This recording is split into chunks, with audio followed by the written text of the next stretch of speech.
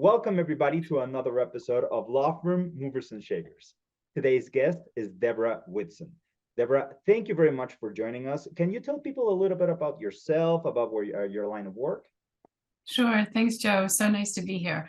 Yeah, I am an attorney, mediator, a certified divorce specialist, and a law firm owner in Elizabethtown, New York, which is situated right in the beautiful Adirondack Park of upstate New York, very close to the Canadian border. And I've been a lawyer for 29 years now, and my law firm is a boutique family law firm offering all sorts of family law, divorce, custody services, including mediation and collaboration as alternatives to the traditional courtroom-based ways of handling those types of family matters. Wow. Okay, so I got to start with saying 29 years. That's a grown adult. Like that's wow. Uh, how did that journey start? Like let's begin with why did you want to become a lawyer? So my journey started with a desire to be a criminal prosecutor, and that grew up from a very tragic event. I grew up in a small town, a very tight-knit community, and my brother's best friend was murdered while we were in high school. And the case had some interesting legal twists and turns to the point where it looked like the perpetrator might be let off on a technicality. I was 14 at the time, and I thought that I followed the case very closely because it was so personal to our family and our community. But I found that it fascinating that there are these legal protections in our system so that even people who might be clearly guilty might not be held accountable. So I thought that maybe that was a flaw in the system and that the system was broken. And I was determined at age 14 to go to law school, become a lawyer, become a prosecutor, and fix it. By the time I got to law school, I knew the system wasn't broken. The system is the system in the US because it is important to have those sort of protections. But I actually did start my career in criminal prosecution, and that's where I spent the first 10 years of my legal career. Okay, so as a Sorry criminal, about my voice. I'm going to take a drink don't of worry. water. So I imagine as a prosecutor, you must have seen a lot of things. I don't know what was the thing that because okay, so let me start it from my perspective, and it's something that I've noticed both in many different lawyers. Criminal law it tends to be very attractive by many different reasons, but a lot of people start there and then suddenly realize that their calling is someplace else. Mhm. So 10 years in, what made you want to switch to family law? So I was uh, a special victims prosecutor for most of the time that I worked in the district attorney's office. And so I was working with victims of domestic violence, of sexual assault, child abuse victims. And I developed a real passion for working with people in those situations. And government work is a great training ground, but there are limitations and lots of formalities in working for the government. So I felt that I could do more to help reach more people and help more people with the skills that I had developed by getting out of government and going into private practice. And so family law was a natural sort of transition because I had been working with largely women and children who were victims of crimes. Mhm. You know, more and more people, so sometimes people ask me, why do you admire the lawyer profession? But more and more, I'm starting to see, at least I've had the luck that whenever I get to interview someone in your position, their calling is to help. There's a deep and meaningful reason why they became a lawyer. Sometimes it's not. Sometimes it's because I wanted to chase after the money and the lawyer lifestyle and all that. But then other times you find out that there's people that have this very deep calling and this necessity to help others. And that's something that allows you to grow. So I've heard this journey of people saying, okay, if I help out just one person, then my entire law career is worth it. Mhm. And if I'm able to make an income out of that, then it's also worth it. Now, you've been doing this, you've been helping people in a very difficult area of law during 10 years, and then you moved on to something that's faster, that's more yours. That's the private sector. Would you say that your calling is to help people, or what would that be? So obviously, I think the legal profession, maybe we don't always have the best reputation, but we are, really in a helping profession. But from my perspective, what sort of gets me going, and I think what uses my natural innate abilities the most is finding new ways to solve problems. And so when a client presents an interesting legal situation, my mind just starts racing. How can I approach this in a new way? How can I help this client achieve their goals and get the best results by not necessarily always following the traditional path? And that is what led me ultimately to really start to, I had a paradigm shift that courts are necessary in criminal cases, but in family law cases, courts can do more harm often than good. Um, and I find that it's very disempowering for families to have a stranger in a black robe making important decisions about their children and their finances and their future. So I after a few years of walking my family law clients to the courthouse all the time, I really started to become more interested and educated about mediation and collaborative law, and found that that is an area that I'm incredibly passionate about. And a lot of people, a lot of consumers don't know that those alternatives are out there. So my messaging is, avoid the courthouse at all costs if you can in your family law situation. And that's a funny thing for a lawyer to be telling people. But I find that I get a lot more satisfaction and the clients are more satisfied and their results are more gratifying if they can avoid the bitter warfare. Because really that just makes everybody's life worse. As a practitioner, that's not fun for me either. And it tends to be the most expensive alternative for people. And I don't get any gratification of helping people drain their bank accounts while they're going through an already difficult emotional and financial transition as a family. So I've become, a real impassioned messenger about there's a better way to do this. There's a better way to break up. And that's what we really try to impress upon our clients and try to get them to be find peaceful out of court resolutions to their problems, and get better outcomes in the end. That's very nice because I don't know that rep that you talked about, that sometimes lawyers get a reputation for being one or the other. I don't know if it's Hollywood or if it's Netflix or TV, the characters that they try to envision of how lawyers should be. But like if you're cutthroat all the time, when you go to trial, when you start a fight, what a way to escalate a situation when you can actually settle, you can negotiate outside of that, you can save yourself years and years of legal battles. And of course that's very weird for some lawyers because yeah, that's a lawyer that doesn't want to drain your bank account and want to make Mhm. all my money just out of your well-being. So I really appreciate the fact that you liked mediating and negotiating. So let me dig into that a little bit. What does it take for someone to become, let's not say a strong negotiator, because it's not like that. It's not cutthroat. It's an effective. What does it take to become an effective mediator in this type of cases? So an effective mediator requires a couple of key skills, but in terms of the question that you asked, I think it's really important to get people to understand that they can both walk away with a lot of what they want and a lot of what they need if they compromise and they're focused on values and rather than positions. And what I mean by that is, you can walk into any kind of negotiation or meeting and say, my position is I must have this.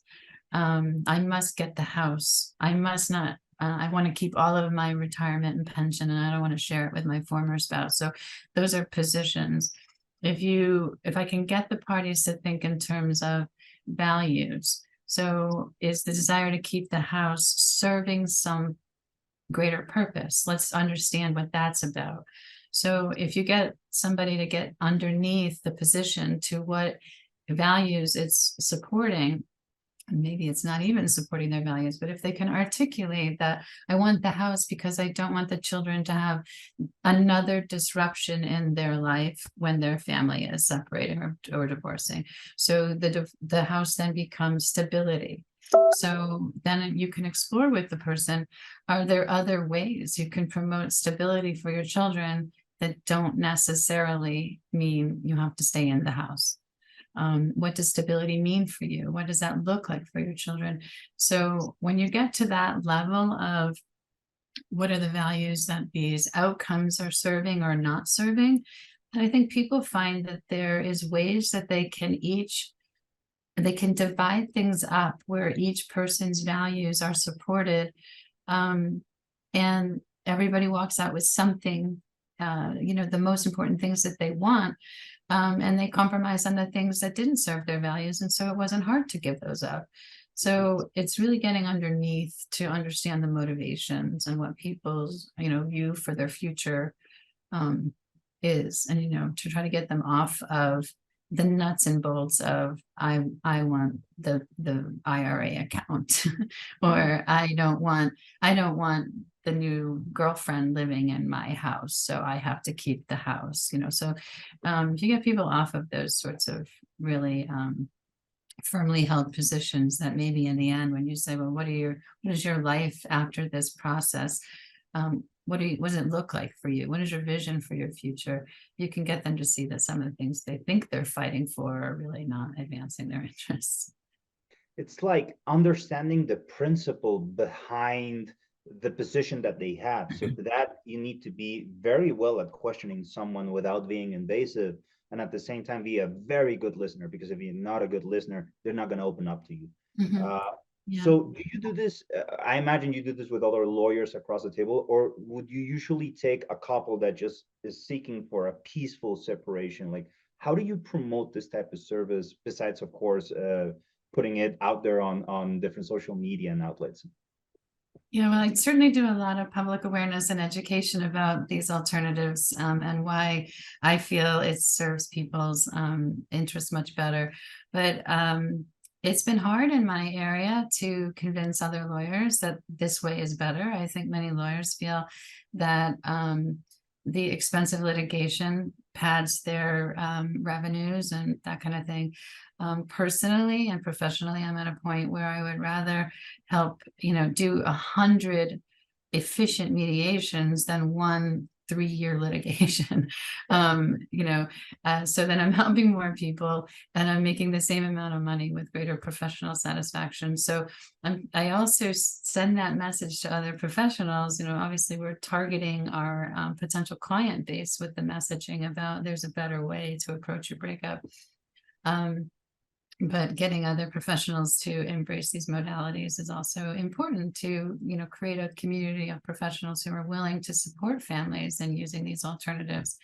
So yes, sometimes mediators have, the lawyers sitting with the parties while they're mediating. There's a model for divorce called collaborative divorce, where you have two specially trained collaborative attorneys and then the husband and the wife, and everybody commits to staying out of court and going through a civil, respectful, structured process of negotiation. So they're the collaborative attorneys aren't mediators, but they're facilitators in a process where everybody agrees to put all the cards on the table, share all the financial information, and have open discussions. And in that model, sometimes there's a divorce coach who's working with the parties so that they can come to the collaborative meetings with their best self present. They can prepare a little bit mentally about what to expect, come in with a frame of mind of being willing to be open to options, to be willing to be creative about developing options or solutions that maybe are not traditional or are not the most obvious for families. So that model is a really useful model because you have the support of an attorney in your camp, but the attorney is committing to keeping you out of court.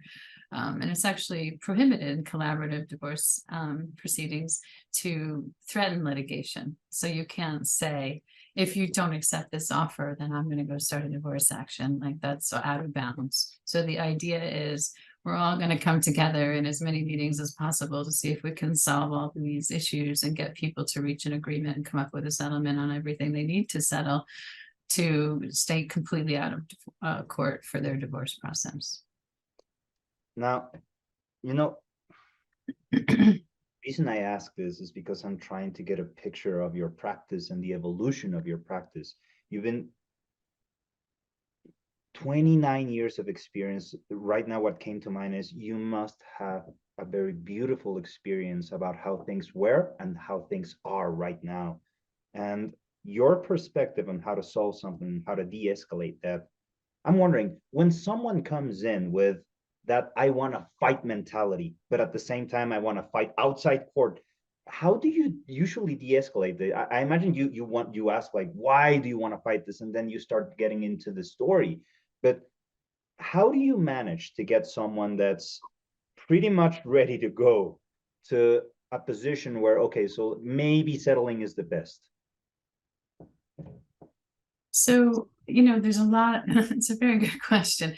There's a lot that goes into that. And I think, unfortunately, sometimes people have those family members and friends or coworkers that are out there, go for the juggler, hire a pit bull attorney and rake that other person over the coals.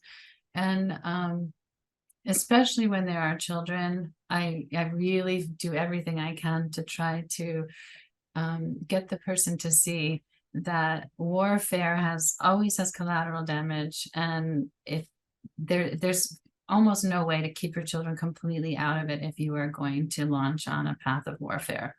So the children will be affected whether you think that they are kept out of it or not. They're ultimately affected because now their parents are in warfare. So I just, really try to stress that very little good comes of that. And in all of the years I've been doing divorce and family law, what struck me and what led me to write a book about this and tell people, there's 8 million ways that you can do this without blowing up the house or burning down the house, right? So there were so many instances in my career as a family law attorney where when I had my very first consultation with the client, or first working session with a new divorce client, at that very first opportunity, I'm already crafting settlement strategies and settlement options. So I'm taking out my pad and my pencil and I'm saying, okay, what do you own? Who do you owe? What is your vision for shared parenting time and those sorts of things? And we're penciling out a global settlement roadmap. And the number of times that I make an early settlement offer based on that initial impression of the case that gets rejected, and then the case goes down the avenue of court, and a year and a half, 2 years, 2.5 years go by, each party has spent $20,000-$30,000 on their legal fees, and they end up settling right on the eve of trial or the day of trial. They settle for almost exactly what my initial proposal was. And I think, the insanity of that. So they've now had a year and a half or 2 years of agony. They've got legal bills out the wazoo. They've been, stressed and anxious and all the things that go along with a protracted proceeding like that. And they settle for exactly what was envisioned in the first meeting. And that's because there's really, there's a finite number of possibilities for how to divide things up, and the longer you've been married, the closer it is to 50-50.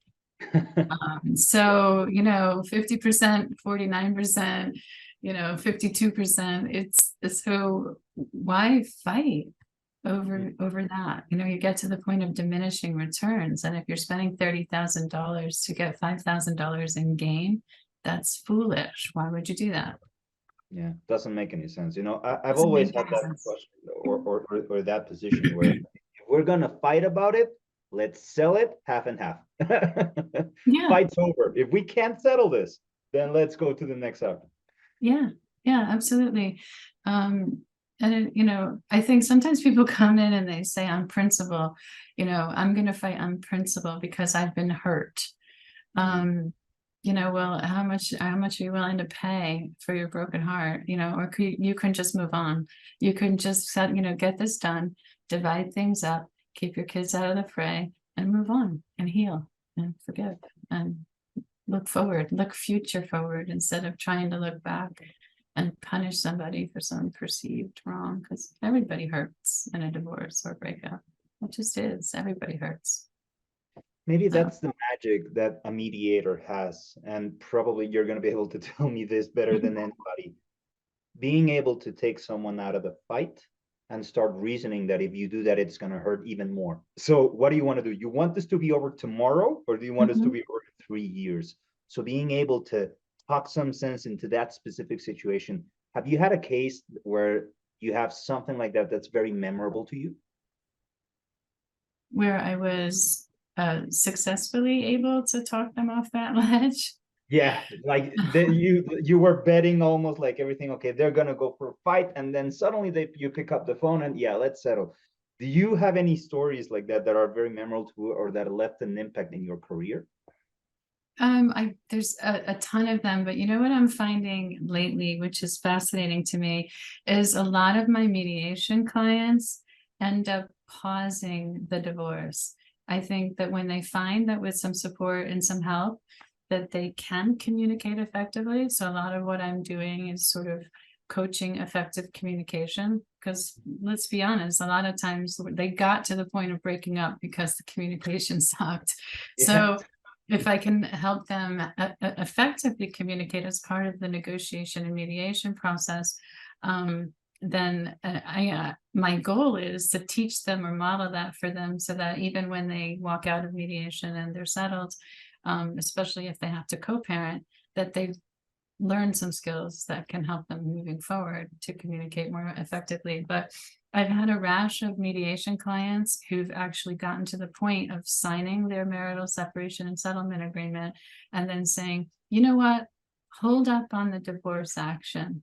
And they get back together and they reconcile because the process, I think they see that they can work effectively together, they can communicate effectively together. I always try to explore their values with them, and I'll say, wow, it's amazing to me how similar you guys are in the values that you hold for your raising your children or for the way you approach your finances or that kind of thing. And then I think they start to think, why are we breaking up? Yeah, We like that. Why share are a we lot of the fighting in the same first values. place? Yeah, so that's wonderful. I mean, I feel like, as a family law attorney, I do adoptions and I sort of tongue in cheek say that that's my happiness side of the business because helping people break up, it's tough, it's Yeah. emotional, it's sad, there's a grieving and a loss that goes along with that. Mhm. And sometimes anger and sometimes elation, all of those things. But with adoption, it's just I'm building a family instead of breaking a family up, right? But it's been really interesting to see, and for my staff too, that when we see lately, we've had 3 or 4 mediation couples who have been like, you know what, we're going to give another go at this. And, they have their separation agreement if it doesn't work out, but they've decided to try to make it a go. And I feel really good about that. So, I yeah. don't know if you train for this or you just develop them, but it sounds to me like you have some strong therapist skills with you. Just I think you have to sort of I often say I'm an unlicensed, mental health professional because it's just there. I mean, the divorce clients and the people going through custody issues, it's emotional. There's just no way around it. They're emotional. And it goes with the territory. So I have no training in it, just some experience, I suppose. But I think just for me, I'm just naturally empathetic, but I'm also pragmatic. So I think that with many of my clients, I can get to the point where I can say, I understand how you're feeling, But being stuck in that place, can you see how that's not helping you? It's stopping you from moving forward, or, you know, that kind Uh, of. so now I get a better picture of how you started, where your practice was, and where your practice is. Where do you think you're going to be in 10 years from now? I would love to have a community where almost nobody goes off to the courthouse. So to be fair, we still go off to the courthouse because in New York State anyway, collaboration and mediation or even arbitration or other alternative dispute resolution models are voluntary. So both people have to agree. So we don't even have mandatory court referrals to mediation before a family court trial or a divorce trial. So it takes two. And Mhm. if you don't want to get in the sandbox and try to build that sandcastle together, then you can't build the sandcastle. So there's, unfortunately, many of our clients may want to stay out of court, but the other party is refusing. And so we go off to court with them. But I would love to never step foot in a courthouse. I love, the judges I work in front of are great. I have great respect for them. I just don't think families should be having strangers make decisions for them. Yeah, yeah, I know. And for some reason, what you're saying right now truly and deeply resonates to me. I don't know if this happens to you, but to me, it resonates with the first years of your career. It's a very, Mm. very greedy aspect of one's life, finding that peaceful place again. And sometimes you need to fight it out. Sometimes you Mhm. do need the courts to decide. You need a judge present. You need all kinds of opinions, but sometimes you don't. So I imagine that a lot of what you did in the past, it must have prepared you for who you are today and who you're going to be in the future. I don't know if I'm hitting anywhere near the truth. No, I think that's true. And I think that, as a prosecutor, I had the unenviable duty to prosecute cases even when the victim maybe wasn't so thrilled about testifying in open court about what had happened to him or her. Mm, And I took that into account in how I approached the case. But I also at the same time found in those settings that sometimes there was a need for somebody who had been victimized in a crime of interpersonal violence, like a sexual assault or a domestic violence case. There was a catharsis and a need to put out in the public forum, what had happened and see that the person was held accountable. But I also had times where I was sitting on the floor in the district attorney's office trying to get a 6-year-old to tell me what they had endured as abuse. And we would be coloring together, and I had took off my high heel shoes and was sitting on the floor with a 6-year-old trying to develop rapport with them. So I realized that for many people, there is a catharsis and sort of going through a process, but in the civil court system, I really don't think that judges aren't interested in divorce cases and hearing about how you were emotionally harmed or wronged, how you felt when you learned about the other party's affair, or how you felt you weren't valued in the relationship. It's not the same. I mean, a criminal case is all about that sort of hurt, but in the divorce court, they're just going to try to get you divorced and divide up your stuff. yeah. You know? So you're not going to get that same sort of supportive interest or response Yeah. in a civil case, because civil case is just about money, really. Yeah. So You know, yeah, there's other ways that people can have their healing and have their catharsis and stay out of court. And so that's what I appreciate that that's an important part of the process. mhm. You know, just that image that you just painted of you sitting on the floor, being there in that moment. I imagine that some of those relationships, you create a very special bond with someone that's opening up like that to you, whether they're a child that suffered abuse or they're the victim or they feel like a victim in a messy divorce. You do develop this very close relationship with someone, and you want that part to be heard, and you want Mhm. that part to be respected. And for the courts not to take that into account, when at the same time that's what hurts the most, it's one of those things that, thank God there are ways to solve this outside of that. Because if not, yeah, they divide up your stuff, but in the end, what you got, it doesn't represent who you are, but it does represent years and years of battling and struggles and victories. So uh, if you do, or if you make a decision and you take it very lightly at that point, you might regret it for the rest of your life, or at least for a couple of years while you build back up. So you need to be able to trust that person. And now I'm starting to see the type of lawyer that you are. I see you as someone that's, you are a very good listener, and you do have therapist skills, even if you develop them yourself. So I really like the fact that you're able to go outside of the conventional wisdom and then find something that suits pretty much everybody. Now, I have a different question, which is sort of like the present goes to the past. When you started your law career, you were 14 years old and you wanted to change things. But that was 29 years ago. And I'm wondering, if you had a chance, knowing how the outcome is looking like, if you had the chance of to talk to yourself when you were 14 and wanted to become a lawyer for your reasons, what kind of advice would you give to your own self? Hmm. So what would my 58-year-old self want my 14-year-old self to know? Or my, how old was I when I started practicing law? 25, I guess. Mm-hmm. Um, uh, I think what I would want myself to know is that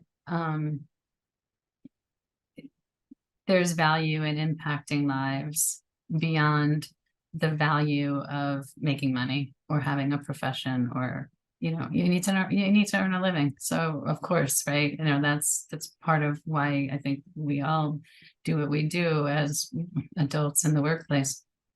But I didn't know then that I would touch as many lives as I have. And that, I mean, for everybody who let me walk their journey with them, I'm so honored. I mean, it's incredible to have somebody let you into their personal life like that. So certainly that was true in the criminal side of things when I was working with crime victims. But even in the family law practice, I mean, people are vulnerable. They're sharing, incredibly personal and intimate details about their life with us, and trusting our firm and our staff with that. And that's, it's very humbling to be in a position where people trust you like that, and that you know, you do make an impact on them. And like you said, I mean, like, there's people that from my earliest days of prosecution still keep in touch with me. Mm-hmm. Oh.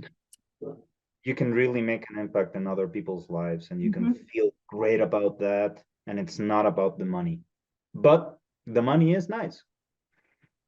Yeah, I think if you find a way to work in a way that's in alignment with your innate skills Mm-hmm. and the value that you bring to the table, the money comes. Yeah. If you're doing what you're meant to do, the money comes. If it's when you're out of alignment that I think that either you have lots of money, but you're not happy because it's not in alignment, Mm-hmm. or you're doing something that is not in alignment with your true talents and your true values.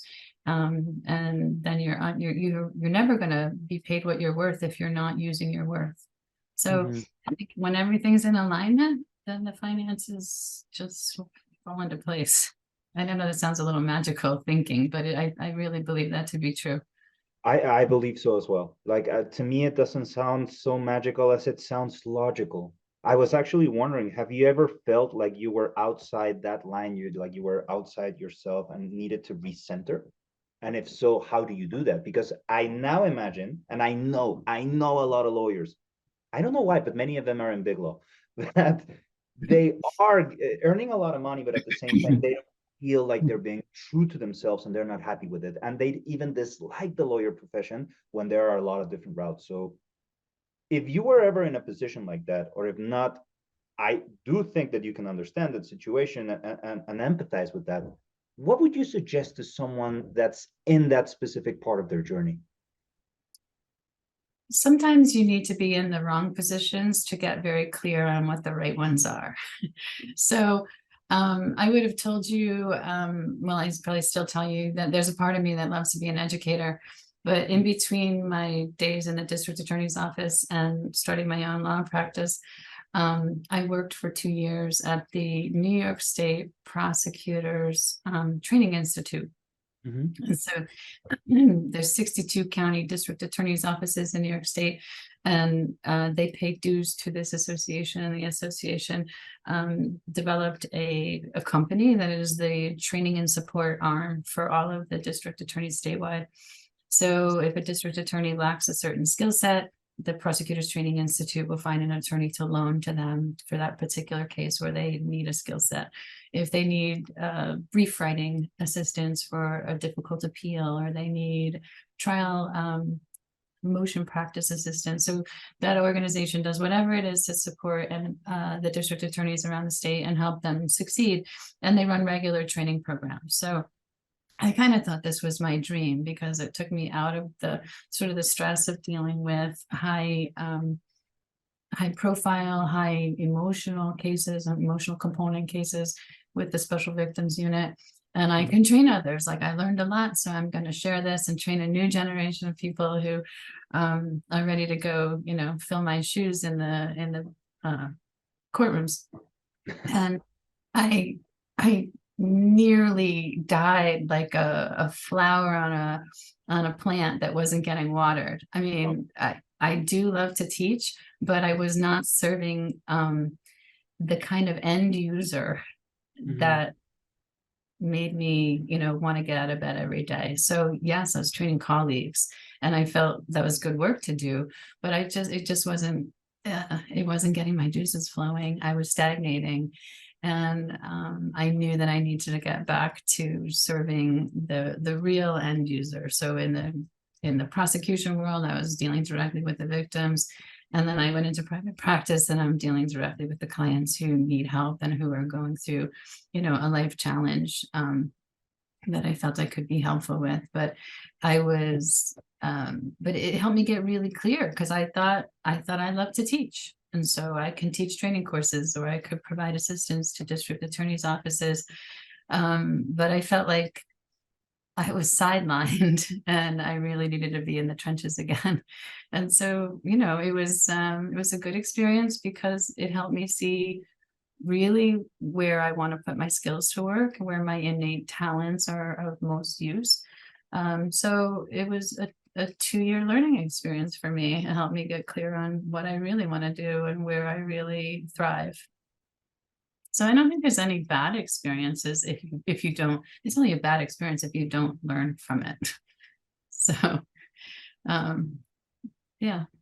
That's something that I wish I'd had. Like, if I had a chance to learn from you uh, at that level, it would be amazing, because the opportunity to do that, and also knowing that it's a very short window, 2 years, but at the same time, it's well, back to that question: what happens when you don't think, or you don't feel that you're on the path? Well, when you're not on the path, and Mhm. you might be able to get some very good stories. You might be able to impact the other people there, but I don't know why it's suddenly this phrase that when I was in law school, one of my teachers told me, like, always serve a greater good, or the greater good. Yeah, but Mhm. your greater good is not necessarily mine.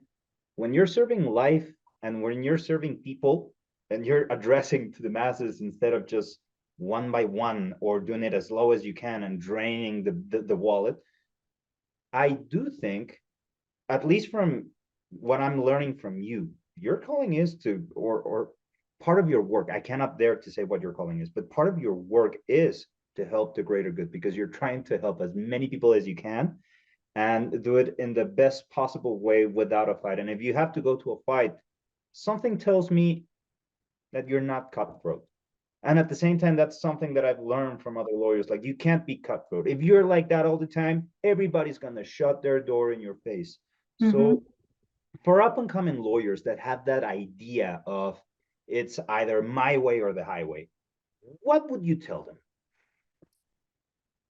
So, I practice in a very small area. So, reputation always, your reputation is always important. But if you get that reputation of being the one who's just difficult to be difficult, and there are some of my colleagues that, I have in my brain, a little bit of a groan when somebody tells me that's who their soon to be ex has engaged. I'm like, oh no, here we go. So you don't want that reputation. You can be, what you want is to be known in this field, as in the legal field, is to be competent, smart, confident, an achiever of good results. But you don't want to be thought of as being difficult or I don't know, but there's this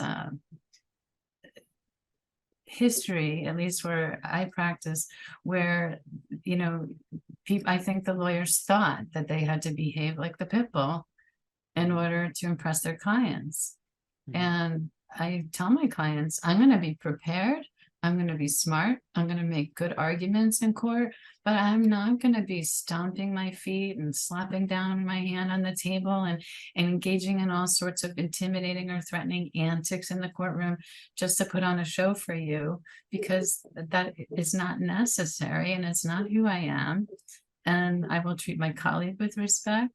But I'm gonna, I will fight a good fight and I will fight hard and I will get you the best results I can possibly get. But if you hired me to put on some show, then you got the wrong lawyer. I'm not going to do that. And I don't think I need to, I think I get more flies with honey when I'm negotiating with my colleagues across the aisle than I do, because nobody wants to be bullied or intimidated. You get more pushback from your professional colleagues when you act that way. So Mhm. I hope that I think when I entered the family law scene in my community, there were some seasoned attorneys, I would say in their 60s or 70s, who, kind of came from that ilk and everybody revered them. So I hope for, up and coming attorneys that they enter this with a different, they choose different role models. Because Mhm. I was mentored by an attorney like that. I learned good information about the practice of matrimonial law, and I learned how not to conduct myself because it just isn't in alignment with my values to behave that way. Mhm. That's something that also resonates a lot with me because I also think that there's a time and a place for everything. There might be a time and a place for you to stand up and put up that show, but if that's if I become a Mhm. one pony trick, yeah, that's the same act that I do all the time. Then I get that rep, and at the same time, there's this something's telling me like if I have to shout and yell and throw that antics and all those theatrics to get my point across, I'm not communicating myself adequately. So I hope that the next generation of lawyers, and I'm starting to see that maybe not so much as a trend, but at least I am looking at this with every single lawyer that I meet today. They don't want to carry that rep. So maybe that's a thing of the past, or we can dose it to the specific time and a place for that. Mhm. But that approach to being able to settle things, just that approach, being able to settle things without having to fight, it moves everything faster. Mhm. Now, when you have to get your point across, when you have to go to trial, when you have to object, when you have to fight, then of course, go ahead, go at it.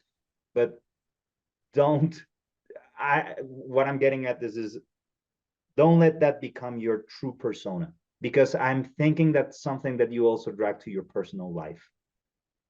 Yeah, I mean, I think there's a time and a place for righteous indignation or, outrage about conduct or something like that. So if the other party in the case has done something egregious, then, there's a time and a place to say, that is outrageous, that is unacceptable. And, to be dramatic about some of that stuff. But um, I feel like being efficient and effective is more important than having the dramatic flair. Um, so that's just how I am. But it's interesting that interpersonally, um, I really avoid conflict. Like in my personal life, I do not like conflict. And it's probably because I see so much of it, and I see so much of it as wasted energy. And people spin their wheels, it protracts things, it sometimes makes things more painful and not less painful to stir up the conflict. So knock wood, I have a 32-year relationship with my husband and a happy family, and haven't had to go through any of the stuff that my clients go through. But yeah, I have peace at home and I avoid conflict outside of the workplace because it's what I live with a lot of the time with my cases.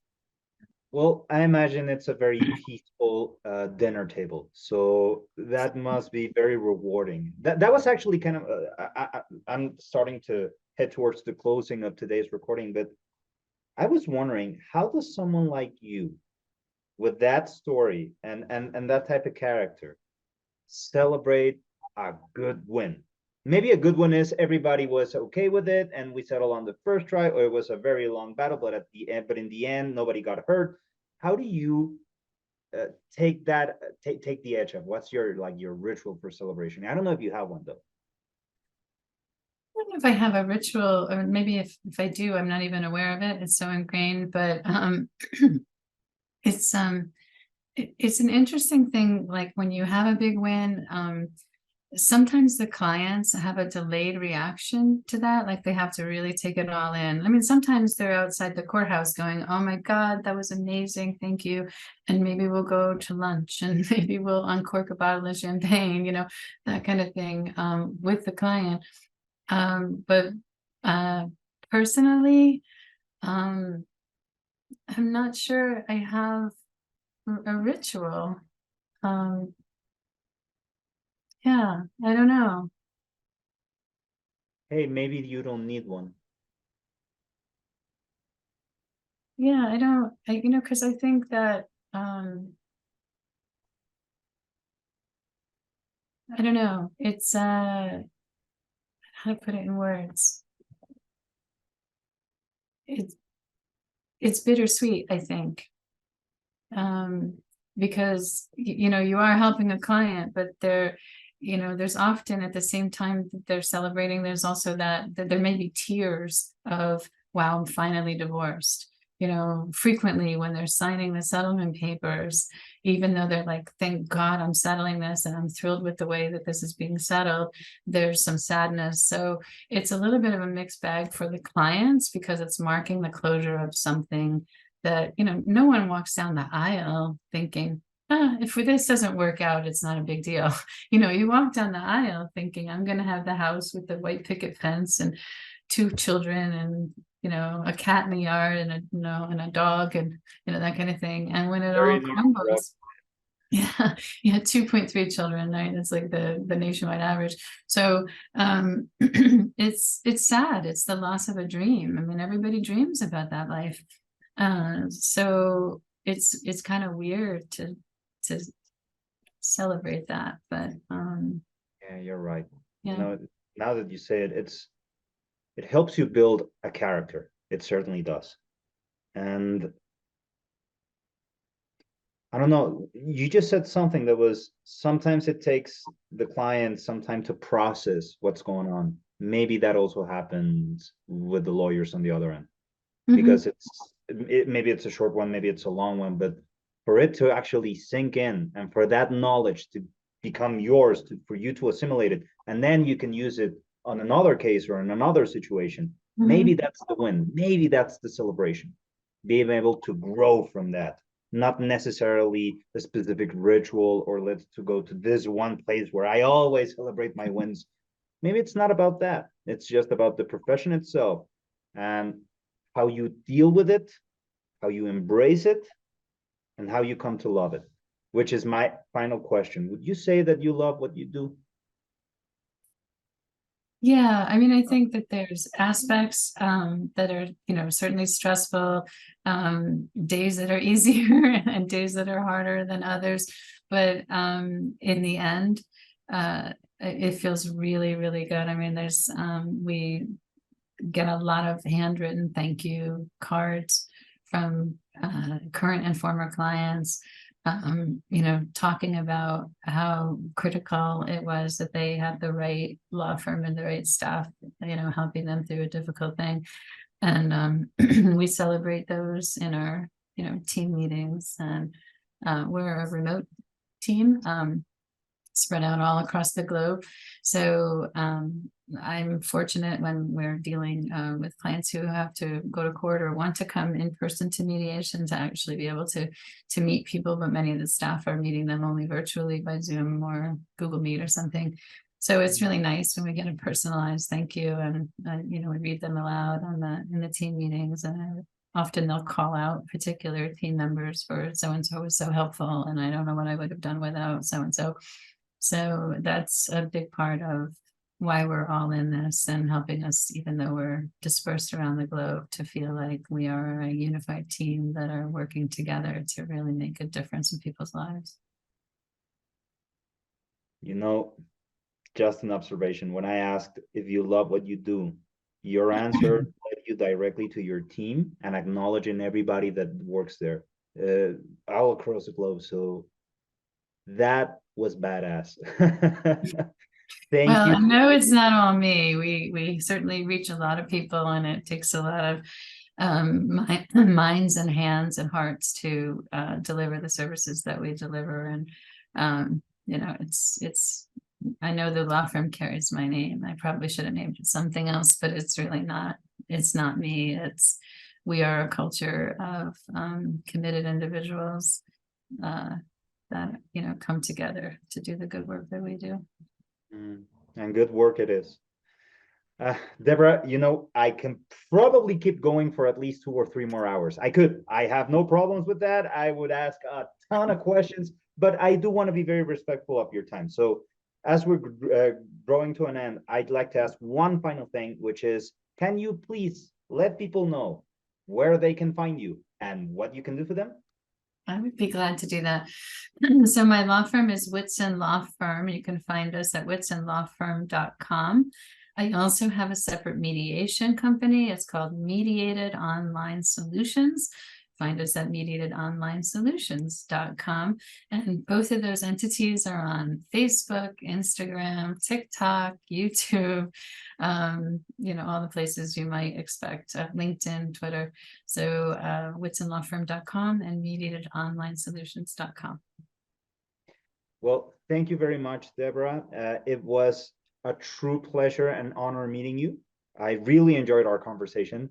And I'm wondering if there's anything else you'd like to say before we log off. Just quickly, I am very proud of the fact that recently I published my first book. It's called Divorce Like a Pro, A Better Way to Break Up. It's available on Amazon, and it talks about all of the options you have, including going to court if you have no other option available to you. But it discusses the difference between mediation, collaboration, and other alternative dispute resolution modalities, and why I feel that is so important for people to consider trying before they get to the courthouse. So it's online at Amazon.com and available on Kindle. Divorce Like a Pro. And when you first mentioned the book, in my head, I was like, why don't I know this? Or why didn't I know it before? Don't worry, we're going to cross promote it, of course. And I'm also going to get a copy myself. I like lawyers, I'm a lawyer and I admire lawyers. And I like the way that you work. So I'm imagining that what you said in there, it's probably very strong stuff. So thank you very much. We'll make sure that everybody knows. And thank you for being a guest in today's episode. Thanks for having me, Joe. I really appreciate your questions. It was great having this dialogue with you. I enjoyed it as well. Well, guys, see you next time for another episode of Law Firm Movers and Shakers.